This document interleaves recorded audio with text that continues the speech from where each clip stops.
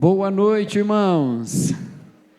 Vamos iniciar o nosso culto dessa noite. Quero trazer alguns avisos rapidamente para os irmãos aqui. Muitas atividades nesse mês de outubro, hein? Preparem-se. Então, no sábado que vem, dia 18, às 7h30 da noite, aqui na igreja, nós teremos o encontro dos jovens, tá bom? Então, jovens, venham participar, vai ser muito bom, um tempo de comunhão, de estudo na palavra, de louvor, e será aqui na igreja mesmo. Então, sábado que vem, às 7h30, coloca na sua agenda aí, não perca, venha participar do encontro dos jovens nesse sábado. Também temos ensaios da cantata de Natal, a partir de sábado, às 5h da tarde, viu, Guto? Tenorzão aí, ó, 5h, sábado, ensaio para a cantata de Natal. Esse é o ensaio do coro misto, do coro adulto, não é do coro adulto, porque pode participar também adolescente, criança, quem quiser, né? Mas é do coro da igreja, com todo mundo. Ah, mas eu não sei cantar. Vem também. Vem participar do ensaio, deixa o Carlão resolver a sua vida, deixa ele resolver a sua voz, ele pega a sua orelha assim, ele vai girando igual violão e vai afinando sua voz, tá bom? Então venha participar da cantata de Natal, e é sempre um momento muito bom de nós proclamarmos a esperança que nós temos em Jesus, além de ser um tempo de crescer em comunhão também, que é bem divertido, né? É muito gostoso a gente estar junto, cantando com os nossos irmãos, tá bom? Então, cantata de Natal, os ensaios começam sábado às 17h. E também teremos cantata das crianças. E os ensaios acontecerão domingo de manhã, durante o horário do culto. A cantata de Natal, ensaio das crianças, domingo, na hora do culto da manhã, tá, queridos? Então, tragam aí as crianças para ensaiar, e vai ser muito legal. E então o ensaio começa domingo agora no culto da manhã, no período do culto da manhã. Você vem participar do culto, as crianças vão ter o ensaio delas ali para a cantata de Natal. Obrigado, viu, Guto? Desculpa aí a minha estabanação.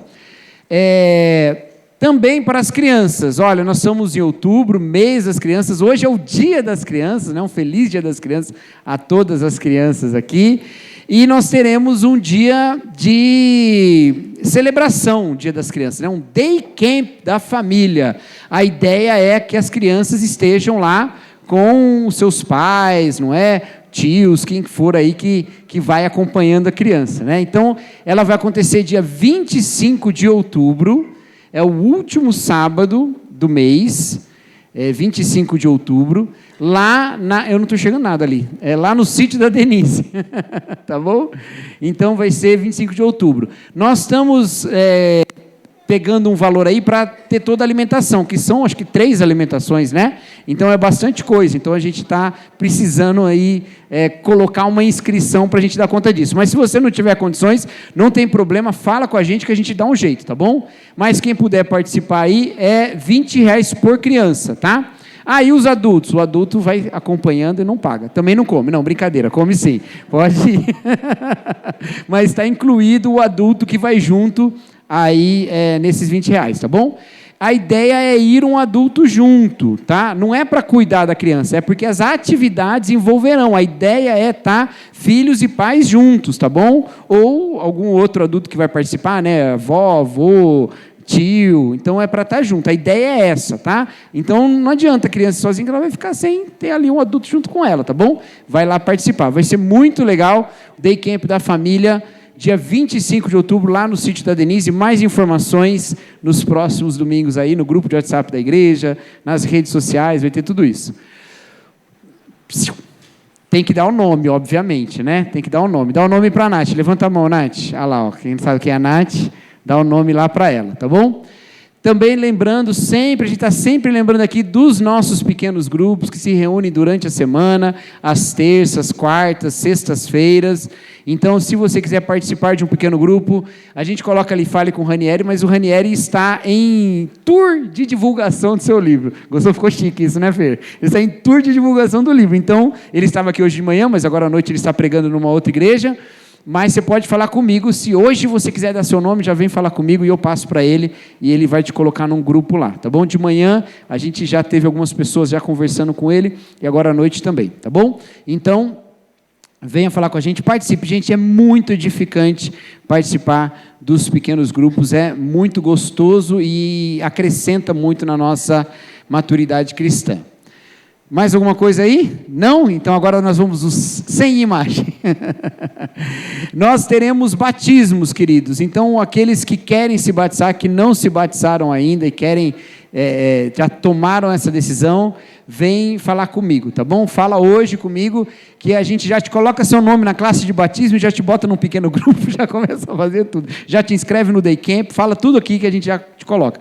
Mas nós vamos começar as classes de batismo, tá? Então fale comigo. Precisa do que para se batizar? Crer em Jesus Cristo e poder professar essa fé. É isso, só isso, tá bom? Não precisa de mais nada, porque tudo é obra de Jesus, como tem aquela história na Bíblia de Felipe e o eunuco etíope, né? Tem água aqui, o que me impede de ser batizado? Se ele crer, nada, é só batizar mesmo, tá bom? Então vamos cumprir essa ordenança do nosso Senhor Jesus Cristo. Tinha mais um que eu me esqueci, eram 2 sem imagem, não lembro, vai ficar só esses mesmo, eu lembro durante... lembrei! Olhei para o Gilberto aqui e lembrei. Irmãos, nós estamos faltando 2 pessoas para a gente bater 1000 seguidores no YouTube da igreja. E isso é muito bom para a gente fazer transmissões, tá bom? Faltam 2, gente, 2. Vocês não acreditam, a gente precisa de 1000. Já temos 998. Então, se você não segue ainda, vai lá e siga e se inscreva no canal, tá bom? É entrar lá no YouTube, Igreja Batista Vida Nova, se inscreve no canal, e aí 2 pessoazinhas a gente vai chegar em 1000. Não precisa fazer isso agora. o Guto já é seguidor. Não, mas você ia fazer uma conta fake para seguir. Não, gente, não precisa fazer isso agora, mas segue lá, tá bom? Porque aí vai facilitar a gente para fazer transmissões aí através de celular, tudo facilita muito, tá bom? Então, 2 pessoinhas, gente. Essa semana a gente deu um avanço, né? Então é isso. Era essa que eu ia falar que eu tinha esquecido. Vamos orar, queridos, para nós iniciarmos nosso tempo de adoração ao Senhor. Senhor nosso Deus, louvado seja o seu nome, ó Pai. Senhor que é digno de toda honra, toda glória, que está acima de todo o universo, o Rei de toda a existência. Nós louvamos o teu nome, ó Pai. Não louvamos apenas por essa posição majestosa que o Senhor ocupa, mas também pelo seu amor glorioso e grandioso com o qual o Senhor nos alcança. Nós somos, ó Deus, testemunhas desse amor, porque fomos alcançados por Jesus Cristo, quando ainda estávamos escravos e mortos dos nossos pecados, ó Deus. O Senhor nos resgatou para uma glória do teu reino, e por isso, ó Deus, nós estamos aqui reunidos agora, para louvar o teu nome, agradecendo por tão grande salvação. Recebe a nossa adoração essa noite, em nome de Jesus Cristo que nós oramos, amém. Amém. Boa noite, te convido a ficar em pé, você que consegue, que pode. Nós vamos exaltar o nome do nosso Deus.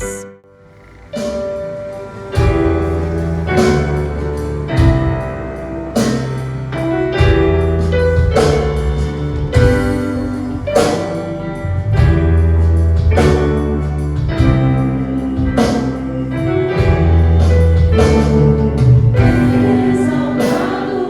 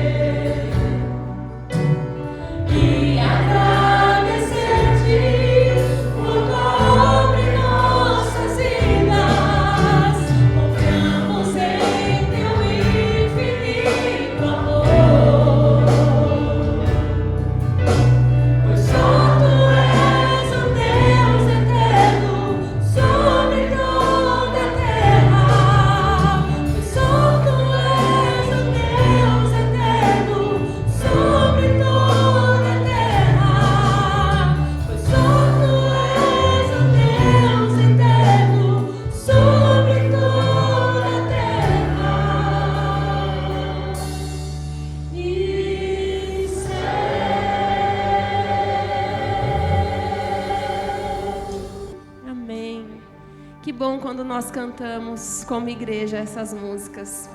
Hoje, no Dia das Crianças, eu me lembro de quando eu era criança e aprendi com os meus pais muitas dessas músicas.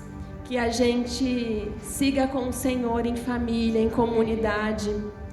E agora eu te convido a cantar, que o nome dele é santo, santo para sempre.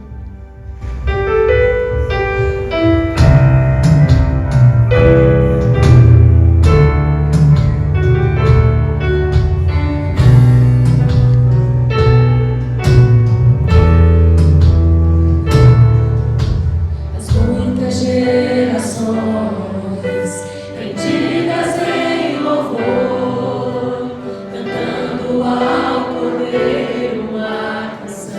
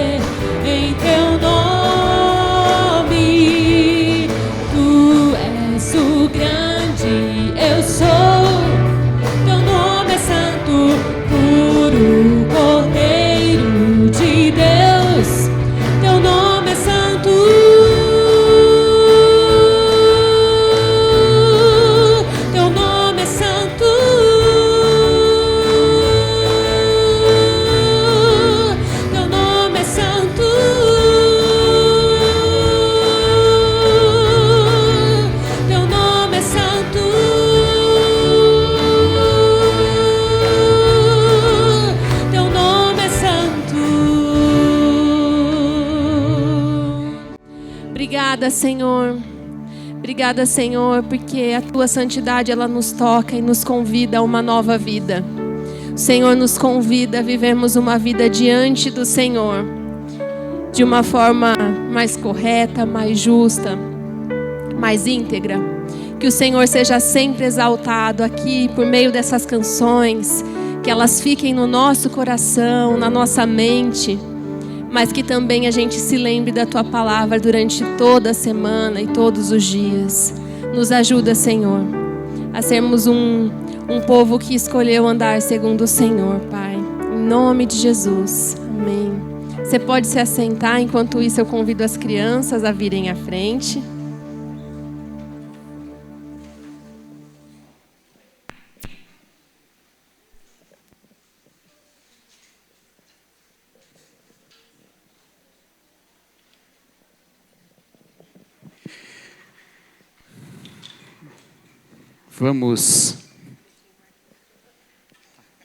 Vamos orar pelas crianças. Marquinho vai orar. Vamos estender as nossas mãos aqui para frente sobre as nossas crianças. Querido Pai, amado Deus, quero colocar em Sua presença nesse momento, ó Pai, a vida das nossas crianças, que não são o futuro, mas são o presente, ó Pai, da nossa nação, da nossa igreja. E, ó Pai, nelas há a pureza, que nós possamos cada vez mais ser como elas, ó Pai, puros, assim como Jesus também, ó Pai. Que lá na salinha elas tenham a lição e que elas possam aprender na linguagem delas, no tempo delas, e que o Senhor as proteja onde quer que elas estejam, ó Pai. É isso que eu te peço e agradeço, em nome de Jesus. Amém.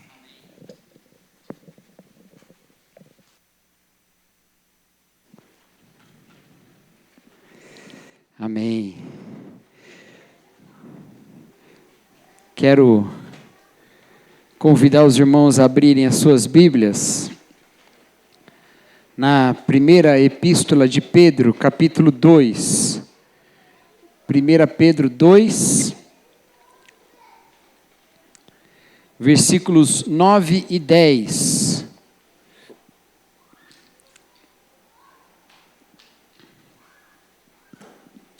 Primeira Pedro 2,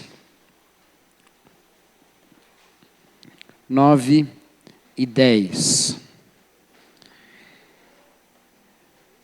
Esses são versículos bem famosos desse livro, e de um livro que tem muitos trechos famosos, né? Capítulo 3, capítulo 5, né? Mas aqui nós temos um desses trechos também. 1 Pedro 2, versículos 9 e 10. Diz assim a palavra de Deus: Vocês, porém, são geração eleita, reino de sacerdotes, nação santa, povo que pertence a Deus, para anunciar as grandezas daquele que os chamou das trevas para a sua maravilhosa luz. Antes vocês não eram povo, mas agora são povo de Deus. Não haviam recebido misericórdia, mas agora a receberam.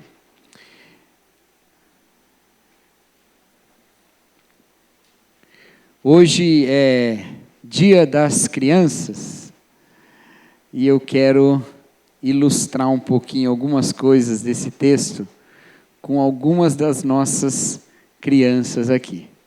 Vocês já repararam como as crianças gostam de contar coisas que elas acharam muito legal, que elas viveram, né? Eu fico pensando nas gêmeas, a Lalá e a Lelê. A Lalá e a Lelê, se elas fizerem alguma coisa divertida naquele dia ou naquela semana, elas querem já contar, não é? Um dia a gente estava aqui na EBD, acabou a EBD, aí elas vieram lá do fundo, quando elas me encontraram ali na porta, elas gritaram: a gente andou de Kombi! Numa empolgação assim, não é? Incrível. Gostam de contar. É como se esse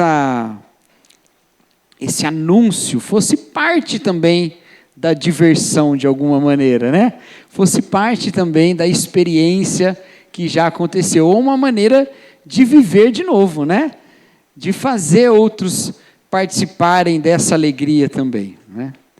Eu acho essa característica interessante porque ela mostra um pouco esse encantamento que as crianças têm com coisas que às vezes para nós parecem um pouco triviais, coisas que a gente se acostuma um pouco, né? Andar de Kombi acho que não é muito trivial para ninguém, porque as Kombis estão desaparecendo, né? Mas foi, em algum momento, bastante trivial, especialmente em contexto de igreja. Quem foi criança em igreja, como não foi carregado para cima e para baixo na Kombi de algum irmão, né? Para ir para alguma coisa. Mas a gente vai se acostumando com as coisas. O mundo vai sendo um pouco menos encantador para a gente. As experiências vão sendo um pouco menos arrebatadoras, assim. É lógico que a gente ainda guarda coisas que nos encantam, né? A gente ainda tem experiências que vão nos surpreendendo no decorrer da vida. Mas esse encantamento com o que pode parecer trivial vai passando, vai passando. De modo que também o fazer os outros saberem disso, a gente vai também deixando um pouco de lado. A gente vai adquirindo até um certo cinismo, às vezes, né? Não conta não, porque vai gerar inveja. Quem já viu isso, né? Faz tudo no secreto, para ninguém invejar. Como se tivesse algum poder alguém invejar alguma coisa ou não, né? É que a gente gosta de pensar que é protagonista da vida dos outros, né? A gente não tem problema não. As pessoas, em geral, não estão muito preocupadas com o que está acontecendo. Mas a gente perde um pouco esse encantamento. E eu quero resgatar um pouco esse olhar, quero resgatar um pouco essa alegria das crianças, para a gente pensar um pouco nisso que está sendo dito nesse texto aqui. Porque esse texto, ele fala sobre essa identidade do povo centrada em Deus. Mas ele não faz isso solto, do nada. Ele não faz isso a partir de um conhecimento de Deus, que é apenas um conhecimento conceitual sobre quem Deus é. Isso é uma coisa que é muito importante de nós enfatizarmos a nossa leitura bíblica, é que a Bíblia não é um livro que tem Deus por mero personagem. Ainda que Deus seja um dos personagens da Bíblia, aparece na Bíblia como uma pessoa na Bíblia, ele não é meramente um personagem. Deus existe e se relaciona conosco hoje. Nós nos encontramos com Ele. Então nós temos com Deus uma história real de um Deus que se manifesta e intervém. Então quando esse texto fala do que nós somos em Deus, ele não está falando de um Deus que é conhecido meramente como eu posso conhecer sobre a Capitu lendo Dom Casmurro, que só existe ali naquele livro. Não, Deus tem existência para além desse livro. E a realidade de Deus constrói com o seu povo uma história. Então é baseado na história que esse povo tem com Deus. O que esse povo é baseado na história que esse povo tem com Deus. Vocês são, e aí ele fala tudo o que eles são, e ele vai dizer, para anunciar as grandezas daquele que os tirou das trevas para a sua maravilhosa luz. E aí está a história. É assim que Deus se revela em toda a Bíblia. No Antigo Testamento é dessa maneira também. Antes que Deus comece a dar leis para o povo, Ele conta a história. Eu sou o Senhor teu Deus, que te tirou do Egito, da casa da servidão. Nós temos uma história juntos, nós temos uma caminhada juntos. Antes que apareça no texto bíblico a primeira lei, já tem história. A própria lei de Deus no Antigo Testamento, os 5 primeiros livros da Bíblia, tem muito mais história do que lei. Porque não é uma lei meramente artigos sendo lançados sobre o que fazer e o que não fazer. É uma história de um relacionamento com Deus. E essa história nos constitui como povo. Esse texto, ele está sendo dito para essa audiência primeira do livro, certo? Esses primeiros leitores desse livro, que são todos aqueles que nós falamos 2 domingos atrás, aqueles crentes da dispersão, espalhados por todas as regiões ali do Mediterrâneo, que Pedro lista no primeiro capítulo, eles são espalhados na dispersão. Então, é para esse povo, mas Pedro está fazendo de uma maneira muito elegante até, uma conexão entre esse povo e o povo de Deus, Israel, do Antigo Testamento. Porque esse texto aqui que ele está citando, ou esse texto aqui que ele está escrevendo e mencionando, é uma citação quase que direta, ou contém uma citação quase que direta do texto de Êxodo, capítulo 19, versículo 6, em que é dito que o povo de Deus é também uma nação de sacerdotes, em que eles são uma propriedade de Deus, e sendo essa propriedade de Deus, eles têm uma vocação no mundo. Então Pedro está incluindo os cristãos nessa história que não começou em Jesus, mas começa lá atrás com esse povo que Deus constituiu. Tudo bem? Dessa maneira, em Cristo, nós, gentios, somos parte desse povo que Deus chamou lá em Abraão. E vivemos dessa maneira com uma identidade e com uma vocação. Que identidade é essa? Uma identidade que é fundamentada na história do resgate de Deus na nossa vida. Deus nos tirou das trevas e nos trouxe para a sua maravilhosa luz. É isso que nos constitui como povo. Nós somos um povo tirado das trevas e trazidos para a luz. E isso faz de nós um povo com essas características. Dá uma olhada aí nas características que Pedro coloca aqui, citando o Antigo Testamento. Além de Êxodo capítulo 19, também cita aqui Isaías capítulo 62, há outros textos aqui que fazem parte desse texto. Oséias no versículo 10, né? Mas ele diz assim: vocês são geração eleita. Geração eleita é porque é gerado pelo próprio Deus e escolhido por Deus mesmo. Escolhidos por Deus. É isso que nós somos. Nós somos essa geração escolhida por Deus. Somos essa geração escolhida por Deus porque Deus é que nos escolheu e não nós é que escolhemos a Ele. Deus é que nos escolheu. Ele tem esse propósito, ele tem essa vontade original, surge nele.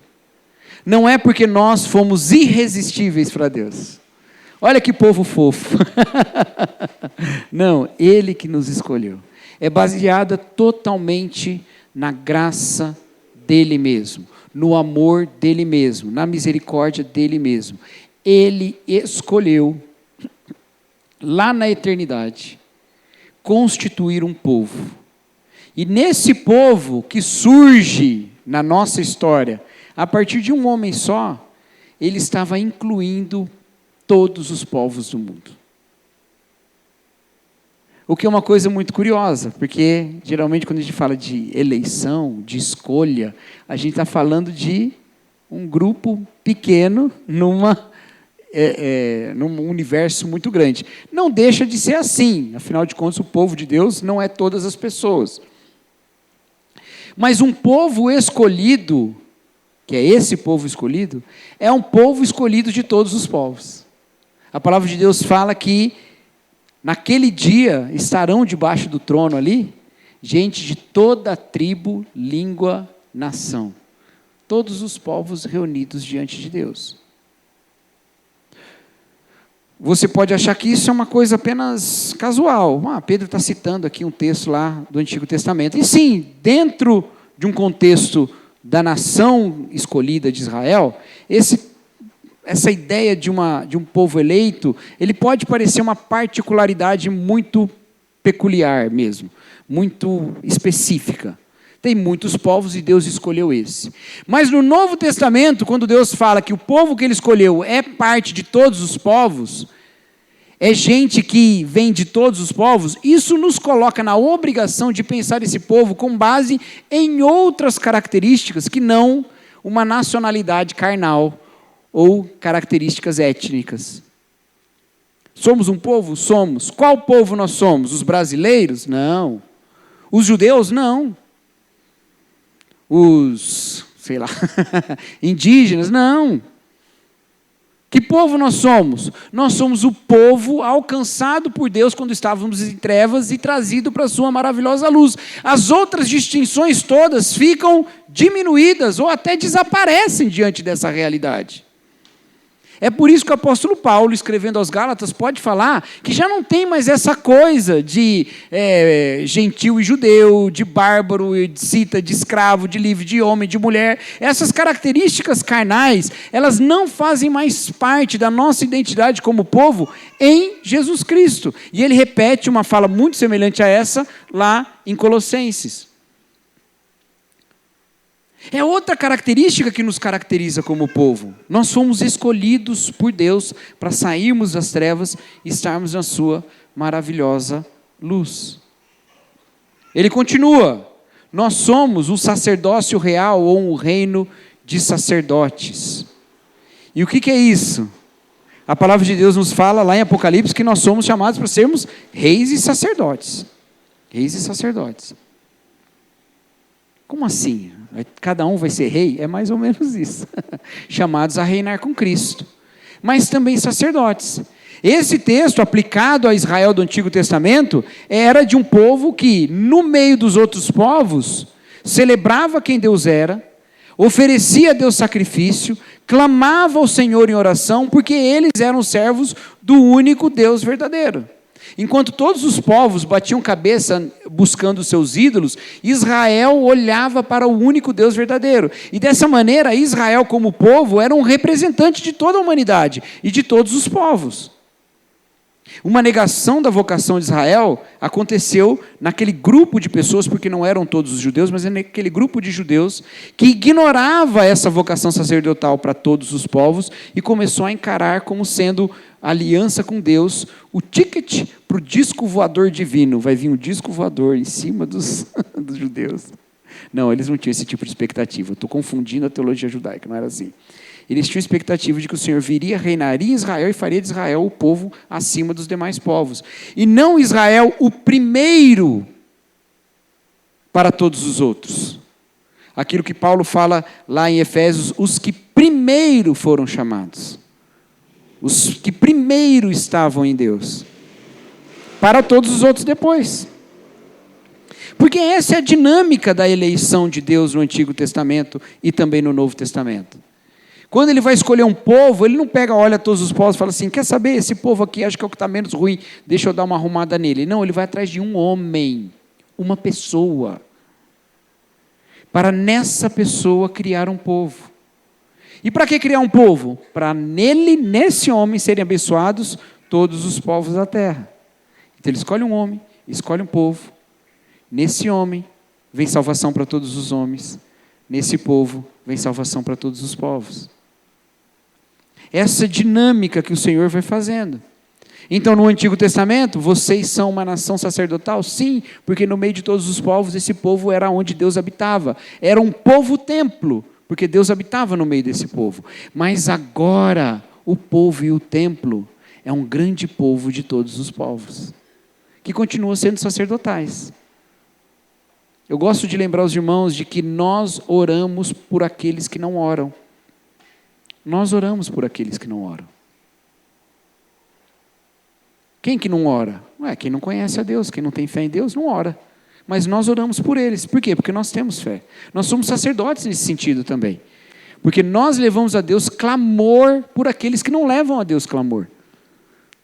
Assim como o sacerdote levava a oferenda de incenso, que eram as orações dos santos lá diante de Deus, no altar do incenso, nós levamos a Deus orações de gente que nunca orou. Somos sacerdotes nesse sentido. Clamamos pela salvação dessas pessoas. Somos sacerdotes nesse sentido. Não o sumo sacerdote, porque esse é Jesus, mas temos essas atuações sacerdotais. Encenamos a aliança como faziam os sacerdotes, a aliança de Deus com a humanidade, que muita gente não conhece, mas nós fazemos isso. Nós somos sacerdotes, que compreendem o reino de Deus, que se submetem ao reino de Deus, e no reino de Deus somos feitos aqueles que reinam com Cristo. Um reino de sacerdotes, uma nação santa. Uma nação santa. A ideia da santidade, lá na origem da sua palavra, é a ideia da separação, né? Mas não é separado, gente, assim, tirado fora, não. É a ideia de algo específico. ou uma outra palavra, exclusivo. E com isso, esse termo se conecta com o termo seguinte, que é um povo de propriedade de Deus. Exclusivo. A santidade do povo de Deus é uma exclusividade. Qual exclusividade? A exclusividade da dedicação da vida para a vontade de Deus. Quando o utensílio do templo era santificado, ele não era santificado para guardar e ficar lá guardado, né? Sabe aquele jogo de porcelana que a sua mãe tinha em casa e ela não tirava por nada do armário? Você fala assim, mãe, só vai usar esse jogo de porcelana assim quando vier o Papa aqui, quando vier o rei, quando vier, né? A mãe fala, não, só quando vier Jesus mesmo. Está guardado só para isso. A santificação dos utensílios do templo não eram para isso. Não era para ficar guardado. Era uma santificação para atuar na adoração a Deus. A nação santa é aquela santificada para uso exclusivo da glória de Deus. E isso nos caracteriza como povo. Por quê? Porque o Senhor nos tirou das trevas para a sua maravilhosa luz, para esse tipo de entendimento, para esse tipo de atitude. Ele nos tirou das trevas e na santificação tira as trevas da gente, para a gente viver segundo a sua vontade. Porque se somos um povo marcados por essa história de resgate, nós fomos resgatados para um propósito. Somos propriedade exclusiva de Deus. Ele nos comprou. Hoje de manhã, a Melzinha me fez uma pergunta. Eu acho que veio lá da aula. Ela falou assim, uma pergunta excelente, meus irmãos. Mais uma, né? Que a Mel e o Miguel vêm sempre com umas perguntas assim, maravilhosas para mim. A Mel hoje chegou com uma pergunta. Ela disse assim, pastor, tem uma pergunta para você. Fala a ela. A Bíblia fala que Deus nos comprou. Mas comprar pessoas é errado. Como é que faz? E aí dentro de mim eu orei ao Senhor. Senhor, ilumine-me nesse momento. Aquela oração de Sansão, né? Uma última vez, Senhor.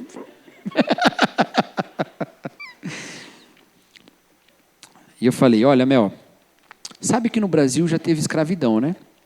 E na época da escravidão, as pessoas compravam umas às outras. Era horrível, terrível. As pessoas escravizadas eram compradas e vendidas. Mas tinha um grupo de pessoas, havia vários grupos desses, tá, gente? Mas tinha um grupo de pessoas, especificamente, os caifazes, que eles se juntavam grana e compravam pessoas escravizadas. Mas eles faziam isso e logo em seguida libertavam elas. Eles compravam, mas eles compravam para libertar. É assim que Deus fez com a gente em Jesus. Ele nos comprou com o sangue de Jesus, mas para a gente ter realmente liberdade. E é isso que acontece mesmo, meus queridos. O Senhor nos tirou das trevas para a sua maravilhosa luz. Ele nos comprou com sangue precioso. Para nele nós termos a real liberdade. Porque a real liberdade tem a ver com o propósito para o qual nós vivemos. E não tem a ver com simplesmente ser escravizados pelas vontades e os pecados que vêm nos assediar. Vamos lembrar que a palavra de Deus diz que o dia que o ser humano pecasse, naquele dia ele morreria. E naquele dia o ser humano morreu. Porque não dá para chamar de vida essa condição separada de Deus. É por isso que a palavra de Deus fala que nós estávamos mortos nos nossos delitos e pecados. Nós estávamos absolutamente separados de Deus, não dá para chamar de vida isso. Mas agora, unidos a Deus, nós temos liberdade. É para isso que Deus nos comprou. É para isso que Ele nos tirou das trevas para a sua luz maravilhosa. Então não faz muito sentido buscar outro tipo de vida que não seja a liberdade da santidade. Não faz muito sentido. Ele nos chamou. Ele nos tirou das trevas, Ele nos trouxe para a sua luz, e nós somos propriedade dEle. Então nós estamos atrelados à escravidão a Deus? Não, porque Ele nos chamou para a sua liberdade. Como age então um povo assim? O texto continua, tudo isso que nós somos para cumprir um propósito. Veja, meus queridos, nós podemos nos deleitar nessa realidade. Ai, gente, eu sou de Deus, exclusivo de Deus. Deus me tem, sabe, como um tesouro pessoal. A palavra de Deus fala isso, né? Um tesouro particular. Eu sou tesouro de Deus. Sabe lá, Dona Florinda? Tesouro, né? Deus falando tesouro. Você pode se deleitar nisso, mas você não vai viver essa identidade se você não cumprir, ou se você não estiver na dinâmica que essa identidade exige de nós. Que é o que diz em seguida no texto, para anunciar as grandezas daquele que nos chamou das trevas para a sua maravilhosa luz. Para anunciar. A gente é tudo isso com um propósito, para anunciar. Agora entenda, queridos, Pedro não está falando aqui apenas sobre evangelização. Ele está falando também sobre evangelização, mas eu já chego na evangelização. Ele não está falando só isso, porque evangelização, às vezes a gente pensa assim, eu estou em dívida com Deus, porque Deus me tirou das trevas para a sua maravilhosa luz, agora eu preciso falar isso para todo mundo. Eu preciso sair contando isso para todo mundo. Eu estou em dívida com Deus. Então eu preciso ganhar almas. Né? Aí a gente tem esse texto. E a gente fica morrendo de medo. Meu Deus, eu nunca ganhei nenhuma alma. Será que eu sou crente mesmo? Né? Não é exatamente isso que a teologia bíblica do Novo Testamento nos dá. Ela fala assim de anúncio, de proclamação, e eu já vou chegar ali, mas ela está dizendo que na história que Deus construiu com o povo, há um testemunho das maravilhas de Deus. Entendeu? No resgate que Deus proporcionou na nossa vida, o Senhor proclama a sua glória. O Senhor proclama a sua glória, através de nós. Há muitos textos na Bíblia que falam isso. Lá em Mateus, o Senhor Jesus Cristo fala que nós somos uma cidade sobre o monte e que os homens, vendo as nossas obras, glorificarão ao Pai. Não ouvindo as nossas palavras, vendo as nossas obras. O apóstolo Paulo diz que que na igreja é testemunhado nas regiões celestiais o que o Senhor está fazendo. Então, os anjos e os demônios também, porque lá em Efésios, regiões celestiais também é o lugar onde estão as potestades e principados, né? Lembra lá o texto que fala? A nossa guerra não é contra carne e sangue, mas contra principados e potestades nas regiões celestiais. Ele está falando de regiões espirituais. Anjos e demônios estão olhando Deus construindo uma história com o seu povo. E a glória de Deus, a sua graça multiforme, está invadindo esses espaços. E estão admirados, anjos e demônios, ao ver o que acontece na igreja com o agir de Deus. Então o Senhor proclama as suas maravilhas na igreja, pela mera vida da igreja. O próprio Senhor proclama. A própria maneira como a sua história de resgate, de redenção, se manifestou na vida do povo, já anuncia por todo o universo as maravilhas de Deus. Por isso a proclamação tem tudo a ver com a identidade. Não é simplesmente termos o melhor discurso. Isso aí é telemarketing. Você pode chegar lá no telemarketing, chega lá, vão te dar uma lista de coisas para você falar e como interagir com as falas das pessoas. Não tem nada a ver com a sua identidade. Você não precisa nem ser usuário do produto. Tem gente que acha que evangelização é telemarketing. Eu preciso saber tudo da Bíblia para responder todas as perguntas. Não! Sabe o que é evangelização? É vida, é testemunho. É o endemoniado gadareno falando, eu quero te seguir. Jesus fala assim, não, volta lá e fala o que eu te fiz. É a mulher samaritana, tendo ali uma aula rapidinha com Jesus, indo até os samaritanos e falando, olha, ela nem sabia direito, ela falou assim, olha, eu conheci um cara que sabe tudo da minha vida, não será que ele é o Messias? Ela lá e a Lelê chegando e falando, eu andei de Kombi. O que eu tenho para contar não é porque eu sei toda a Bíblia. O que eu tenho para contar é como aquele cego que foi curado e fala assim, ei, que negócio é esse lá no templo? O que aconteceu com você? Ele fala assim, eu não sei, eu só sei que eu era cego, agora eu vejo. É só o que eu sei. O que eu tenho para contar da minha vida? Como eu tenho para contar sobre como Deus me tirou das trevas para a sua maravilhosa luz? É isso, meus queridos. Aí vem a proclamação com palavras. Porque a proclamação com palavras não tem a ver com um conhecimento profundo da teologia, mas tem a ver com testemunho do que Deus fez comigo. E do que Deus fez conosco como povo. O conhecimento da teologia, o conhecimento da palavra, o conhecimento da doutrina bíblica é o que nos ajuda a interpretar a nossa história. Aí sim, nos ajuda a entender o que aconteceu. Eu posso chegar aqui, acho que essa ilustração vai funcionar.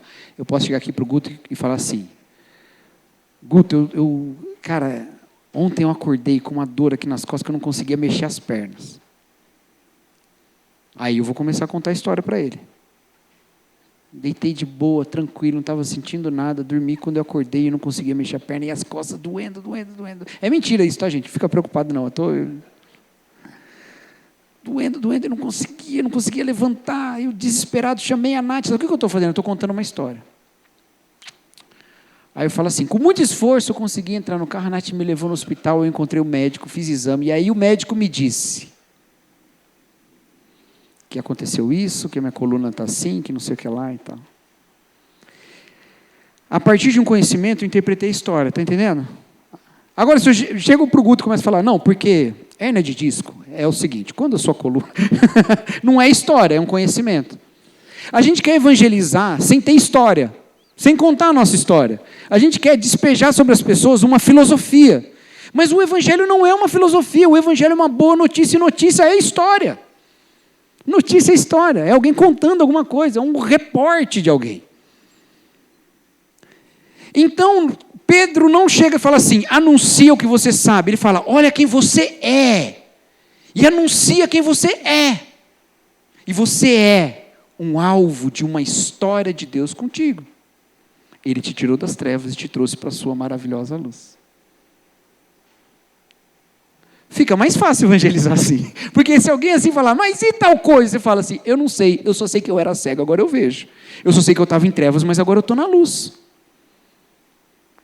Semana que vem eu falo com você, deixa eu mandar um WhatsApp para o Cacau. Manda, que eu sei tudo. Mentira, não sei tudo não. Mas eu pesquiso, eu tenho um monte de livro lá em casa, vários que eu não li, mas aí você me obriga a ler.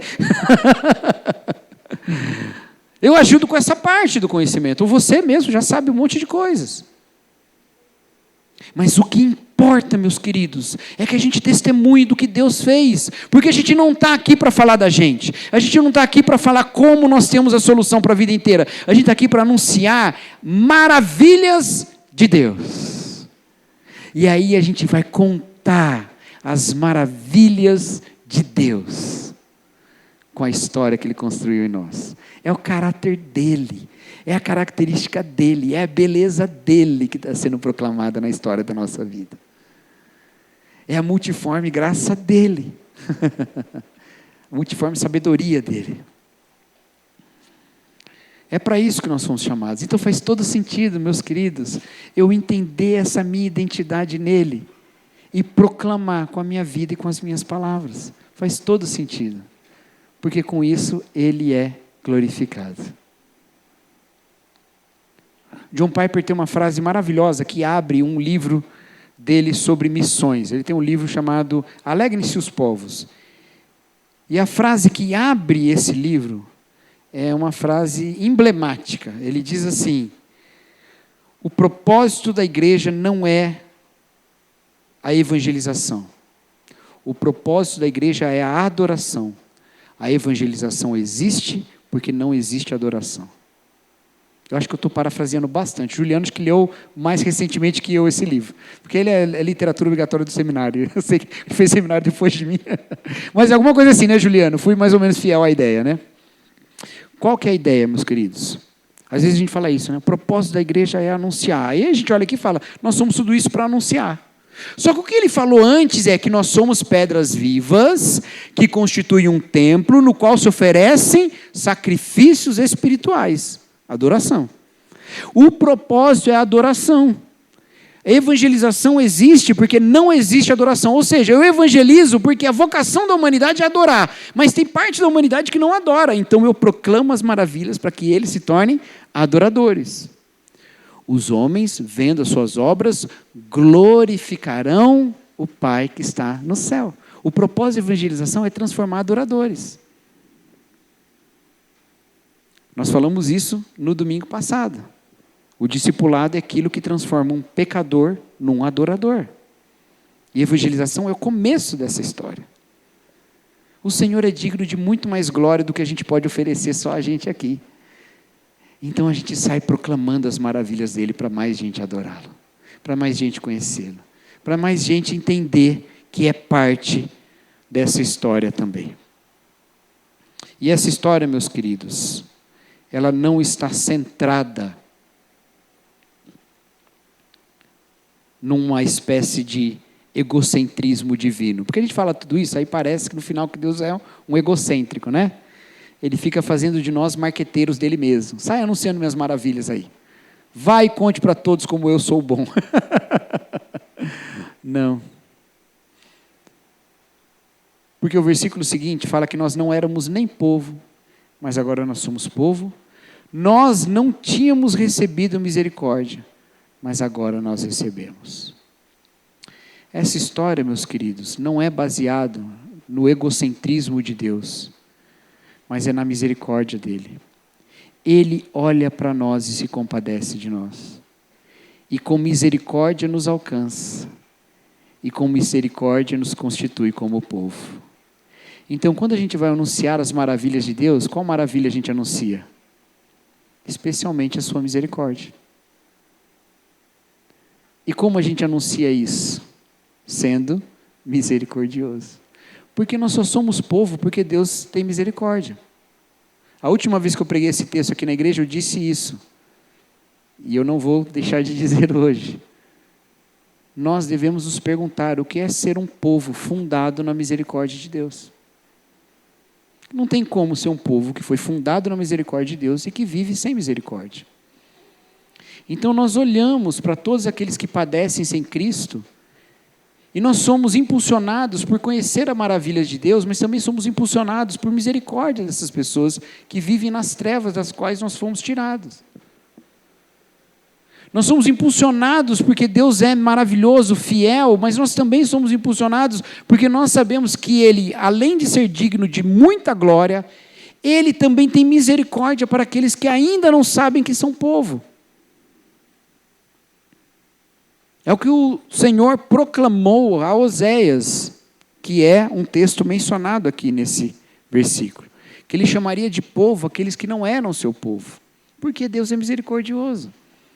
Então nós levamos a quem não é povo ainda a misericórdia de Deus. Eu acho que esse é um grande problema, meus queridos, da nossa visão sobre santificação. Lembra que nós falamos sobre santificação nos 2 últimos domingos. Domingo que vem fala-se de novo de santificação nesse texto. E aqui no meio está falando de proclamar as maravilhas. E às vezes a gente acha que a santificação que o Senhor opera na nossa vida tem a ver com estarmos numa posição superior. Mas isso é santificação sem misericórdia. E santificação sem misericórdia é legalismo, é moralismo. E é hipocrisia, porque não tem santificação sem misericórdia. A verdadeira santificação, ela vem de uma consciência profunda de que nós não éramos nem povo, mas o Senhor nos alcançou com misericórdia. De que nós não éramos nada, mas nos tornamos eleitos de Deus, escolhidos por Ele mesmo. Não é pelas nossas maravilhas, é pela misericórdia dEle. E por isso nós anunciamos a misericórdia e as maravilhas dEle.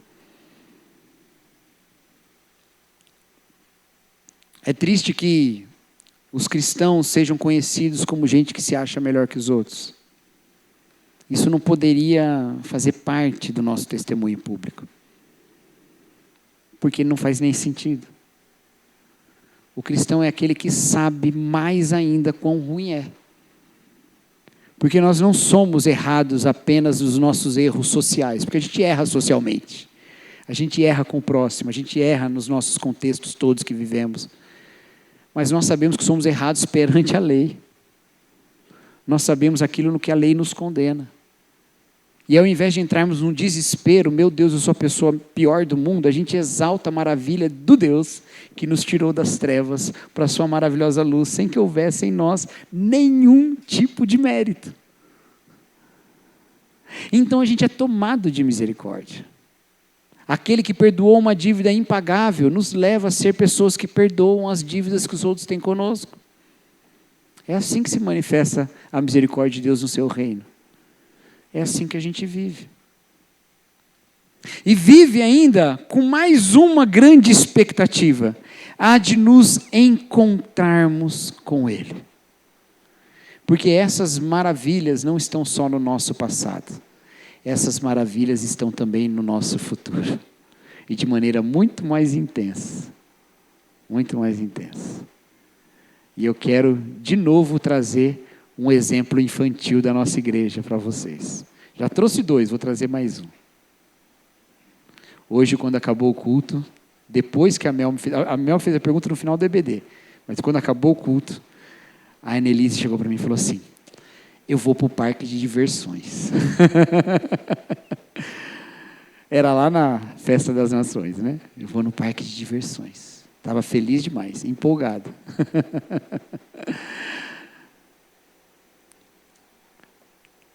Para nós, as coisas não nos tomam assim desse jeito. E quando tomam, a gente não quer contar muito.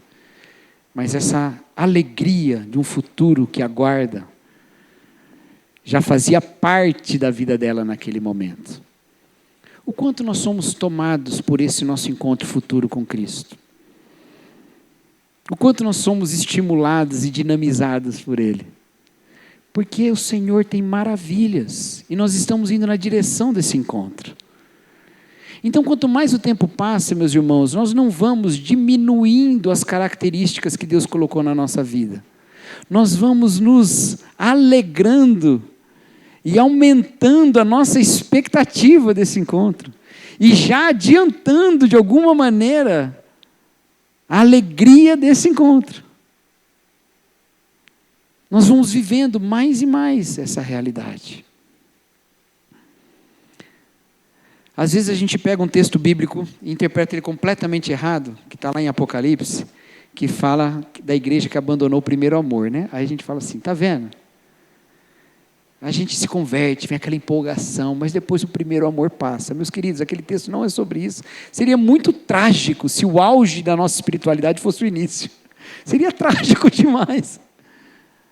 Aí a gente canta, quero voltar ao primeiro amor. Aí você pensa, eu queria ser como era quando eu me converti. Não! Não, você já andou tudo isso, você já aprendeu tudo isso. Agora, naquele momento, tá, tudo bem, havia muita novidade ao mesmo tempo. Agora não tem mais tanta novidade. Mas novidade é uma coisa que nos pega só por ela. Agora há um conhecimento mais profundo. O auge da nossa espiritualidade não é o começo, meus queridos. O auge da nossa espiritualidade é o quão mais perto nós chegamos de Jesus. E a ideia é se aproximar mais dele. Se aproximar mais dele. Então, movidos por essa realidade, que nós estamos cada vez mais perto dele, de que o nosso encontro se aproxima, nós não arrefecemos o nosso compromisso com ele. Nós aumentamos o nosso compromisso com ele. Nós somos mais e mais tomados por essa realidade. E isso é uma verdade para pessoas de todas as idades, queridos. Não chega um momento da vida que a gente fala assim, perdi a chance de ter sido mais dedicado ao Senhor na minha juventude. Fui um crente relapso, ou nem fui crente, cheguei a Jesus muito tarde. Gostaria tanto de ter, de alguma maneira, contribuído mais. Não, nunca é tarde, não.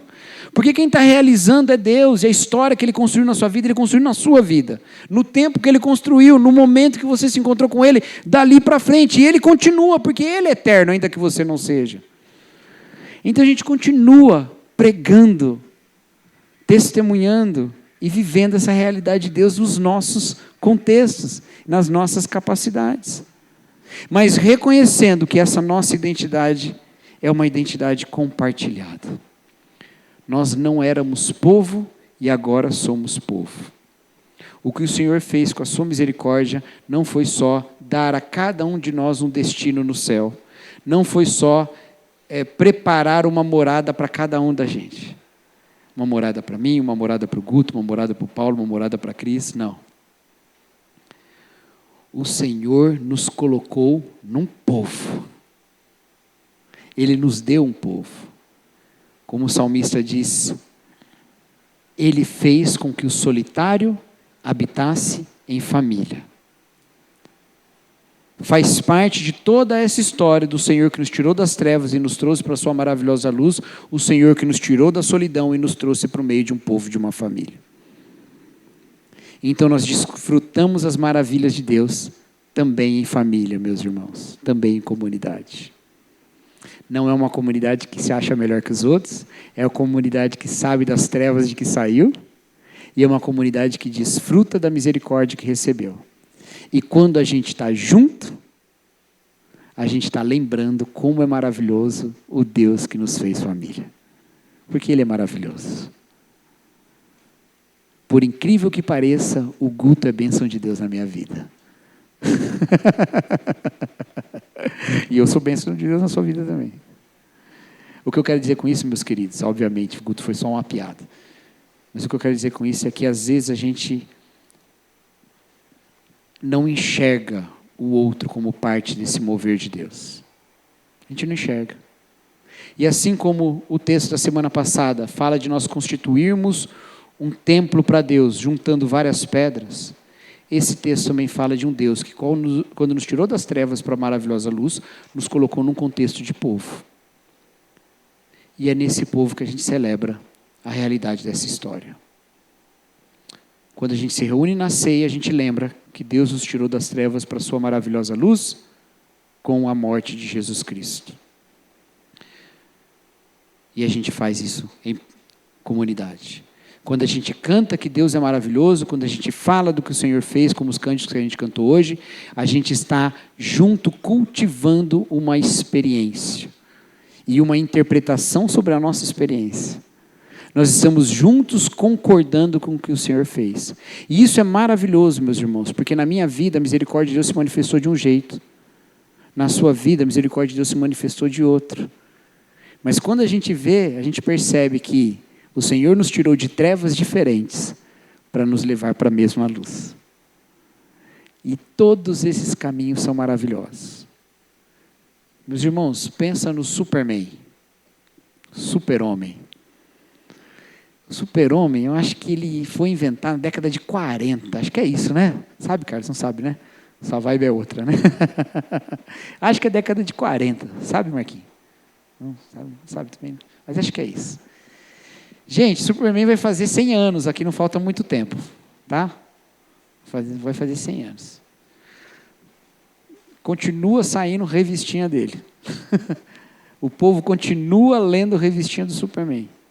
O povo continua indo assistir filme do Superman. Já teve trocentos Superman diferentes. Já teve Superman que já morreu, já teve Superman novo, já teve um monte. E todo mundo vai ver sempre a história nova do Superman. E todas elas, no final das contas, conta como é incrível o Superman. Os nossos testemunhos, queridos, todos eles lançam luz sobre as maravilhas de quem Deus é, com a diferença de que todos eles são verdade, diferente das historinhas do Superman, que são todas falsas. As pessoas não cansam de ver o Superman em novas histórias, e todas elas contam como ele é um salvador de situações. Todas as nossas histórias contam como Jesus é salvador, e todas elas são verdade. Todas elas exaltam a maravilha do mesmo Deus, e todas elas são verdade.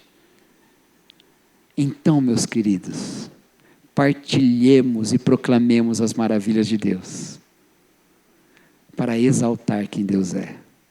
Anunciemos para quem ainda não conhece, mas também anunciemos entre nós. Vamos proclamar entre nós.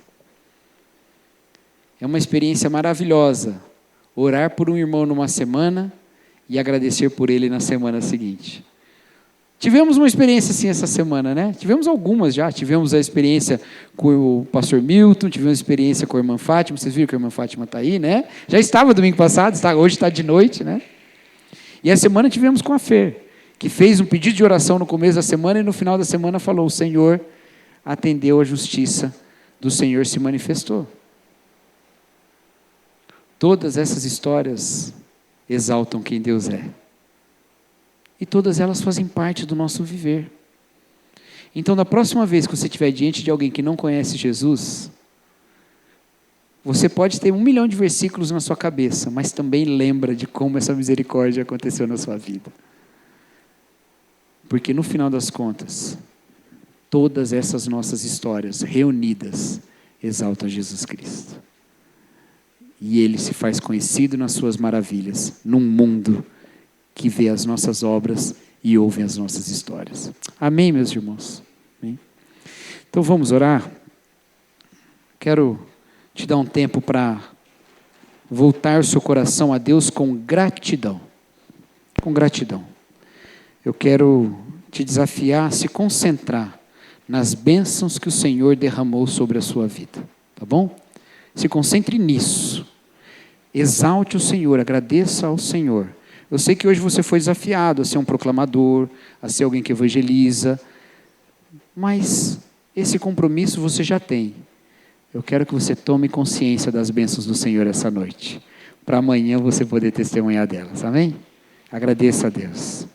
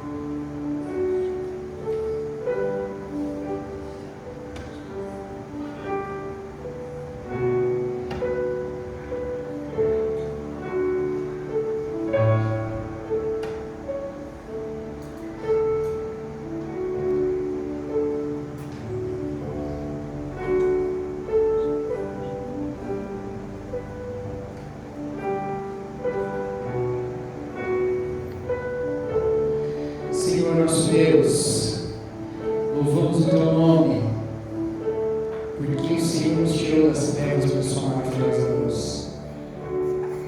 Nós não éramos povo, somos povo pela Sua misericórdia. Louvamos o Teu nome, Pai, por cada bênção com a qual o Senhor nos alcança. Louvamos o Teu nome, Pai, porque a nossa história está recheada de intervenções do Senhor, demonstrando a sua graça, evidenciando a sua condução.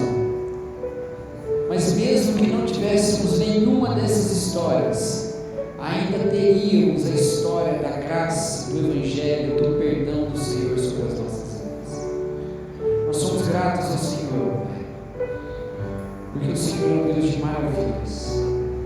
Nos ensina, Pai, a viver pela Tua misericórdia, assim como o Senhor é misericordioso para conosco. Essa é a nossa oração em nome de Jesus Cristo. Amém.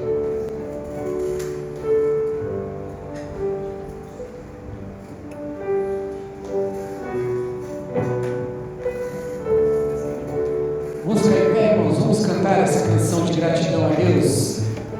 Eu sou grato por tudo que tenho.